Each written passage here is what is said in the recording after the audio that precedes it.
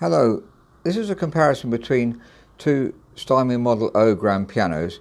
That's 5'10.5" long, both fully restored, and this one is made in 1906 and this one is made in 1900, so very similar ages. We've restored, sold about 30 or more than 30 I think of these similar pianos, Model O Steinways, and we're one of our preferred makes obviously, and they're all very subtly different from each other. I'm going to try to bring out some of the subtle differences in this video. Now, this was the 1900 one, slight difference in the frame. You can have a look yourself and see what the difference is, but I'll focus in on where the difference is, and then perhaps you can see. And this is the 1906 one. They're both German Hamburg Steinways. They obviously changed the design very slightly. It doesn't seem to be any real difference. It's more important really the tone of the piano and the touch of the piano.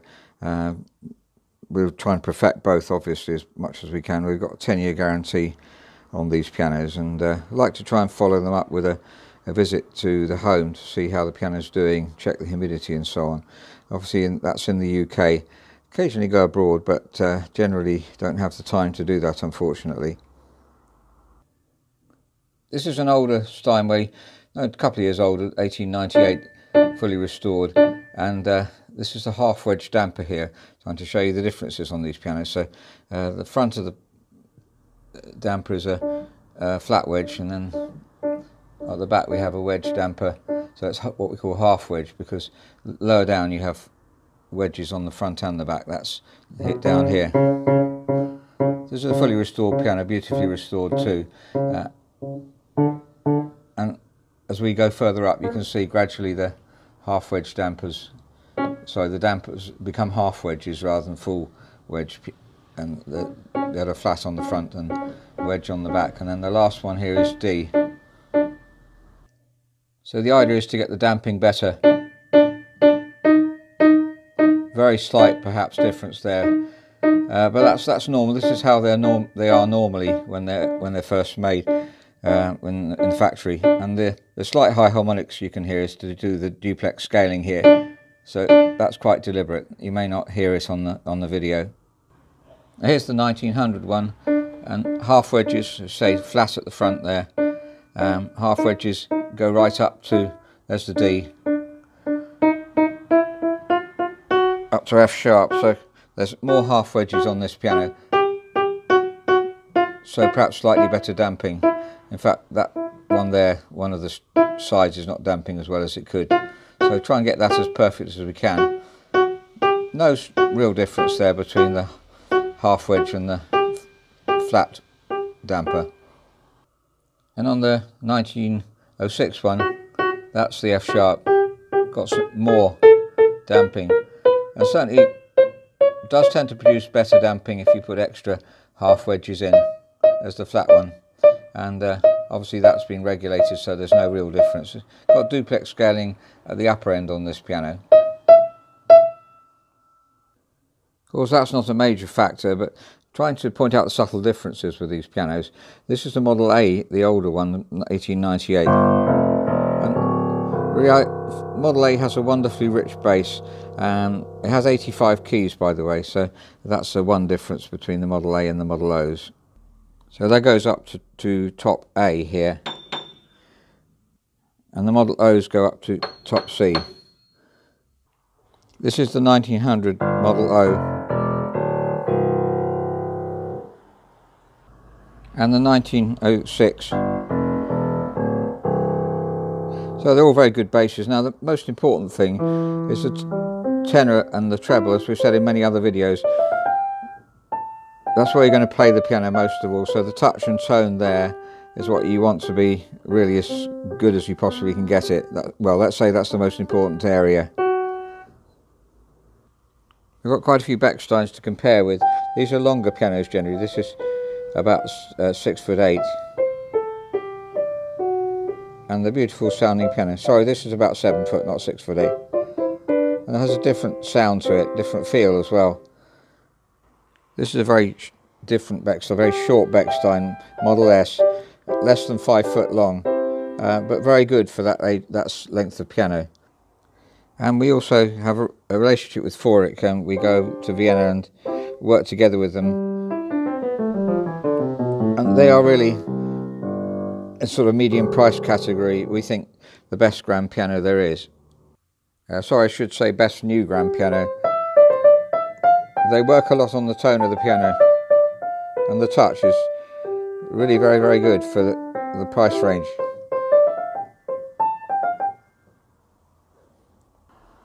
Now back to the Model O's, there are some important differences, and to try and see how they affect the piano.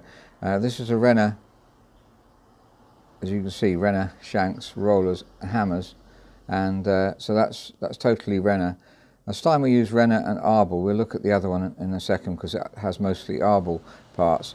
Now I want to just point out something. This is for, if you're a technician, you probably know this already, but there's an extra adjustment screw put in here by Renner, which is very kind of them, because otherwise the spring has to be pulled out. It's quite sort of difficult to get the right precise adjustment, but with this extra screw is really, really useful. All the older Steinways don't have that, so it's really useful, and thank you to Renner for inventing that idea. Really important. And so these are Renner hammers. They don't have any name put on them, but these are Renner Steinway hammers. Steinway hammers are made in both. Steinway get their hammers made in Renner and Abel factories. And the 1906 Steinway O has Abel, as you can see, Abel Germany. I think they always stamp their hammers. Every time I've had one, it seems to be stamped with Abel. And I think these may be Abel shanks. There's nothing on them to say, but Renner would nowadays recently have put Renner on here, so you can tell. But obviously going back, I think possibly for the last 10 years or so, if you're in the trade, you might be able to correct me on that. But these are extremely good. So both firms make really top quality parts. So Abel and Renner, both German makes, both the two top German makes. Abel used to work with Renner apparently, so I've heard. So these are obviously adjusted so the spring pulls it up slowly, not too fast, and they're subtly adjusted as they possibly can. So all the regulation's done as subtly as it can be, and then we really fine regulate it when it's in the shop as well. So we try and get as good results as we can. A couple of points here which I think might be interesting. One is that Abel and Renner hammers are slightly different. Abel tend to be slightly softer, which I think for domestic pianos is fine. I want to make a comment, and again, if you're in the trade, you might like to add your own. But a pianist that we serve regularly had new Abel hammers fitted on his piano. Now he plays concerts regularly, playing Liszt and Gershwin. Really gives the piano a real workout, and it plays very strongly indeed. He found that the Abel hammers wore much quicker than Renner hammers. Now it doesn't make them worse. I think for domestic playing, either is fine. Abel tend to be softer to start with, so whereas Renner, you tend to need to work harder on them. You need to voice them a lot down here, and then you need to voice Abel hammers too, but they tend to respond to less voicing, and then of course you finish off voicing here on the shoulders, and if necessary right on the tip. We talked about that in other videos, so I don't want to go on about that, but the point I'm trying to make really is that there is a difference. I visited the Bosendorfer factory last year, and they also use both Abel and Renner hammers, and had quite a lot of Abel hammers, and I noticed they were using them on the shorter pianos, so maybe they think the same. And I asked their voicer, the chap who finishes off the pianos, what he did differently from Abel and Renner hammers, and his answer was, well, every set of hammers is very different, which I thought perhaps he'd answer something like that. So there isn't a standard thing you do to Abel. It depends on the hammer, how hard it is in the first place. Just felt as varied, and that's the subtlety. But every single piano that we restore is different, so you just have to get a different result from every single piano. Obviously the touch can be very, very similar on each piano, but the tone of the piano relies on the hammers and the strings and the soundboard too, so it varies subtly from piano to piano. I'm going to try and bring out some of those in playing in a second. By the way, these levers don't have the adjustment screw here. I'm not sure who made them, that's the truth, so won't comment on that.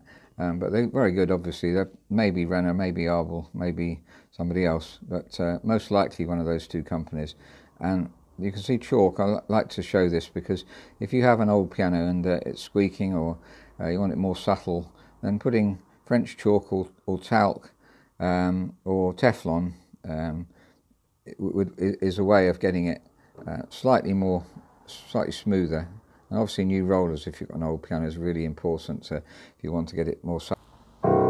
So that's a comparison between two fully restored Steinway grand pianos. And I've tried to bring out some of the subtle differences that there are, particularly on these two. They had different hammers,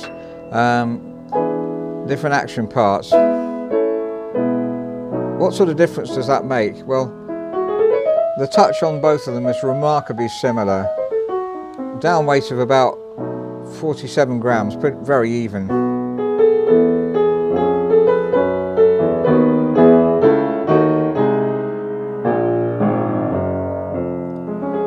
And there's still refinements to do. The hammers, there's still voicing to do on the hammers. Really, that never ends. You could spend all your life voicing, fine voicing, but obviously we have a standard that we try to reach.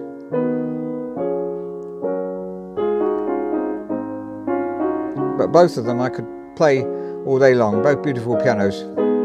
This is the 1900 one.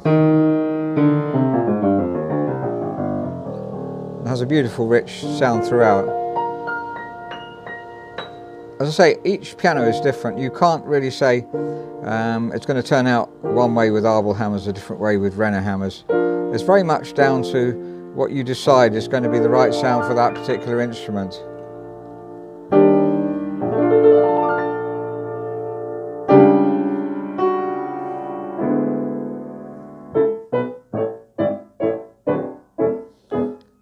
So let's compare that with the other one. So this is a 1906 Steinway. I'd say slightly on the brighter side, but it could be that after we voice the hammers they end up the same, but they will be different, slightly different. As I say, it's really down to each piano, and it's like a work of art, I suppose, really, and we're trying to get them as perfect as possible.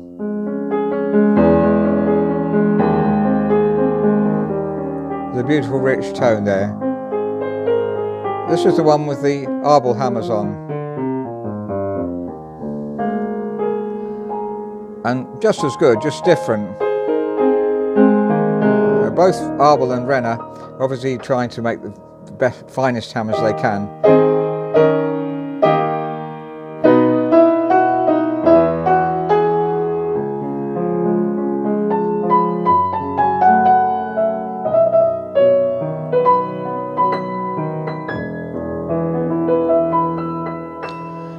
I'm going to try and play the same piece on both pianos and see if you can spot any difference. I suppose on the video it might not be possible. The touch, as I say, on both pianos is very, very similar.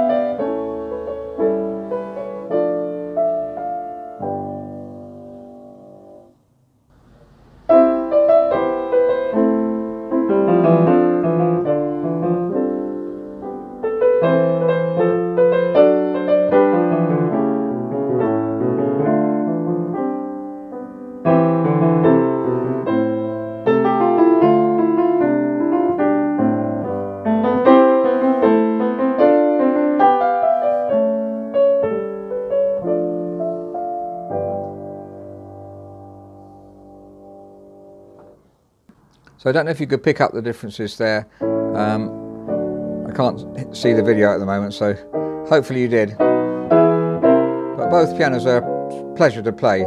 As I say, we've We sold about over 30 of these similar pianos, Model O, Model M.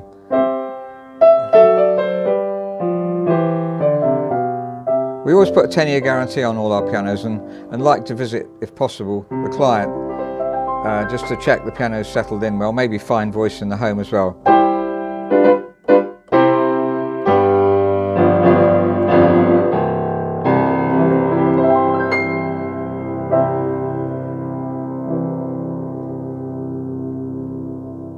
Thank you very much for listening.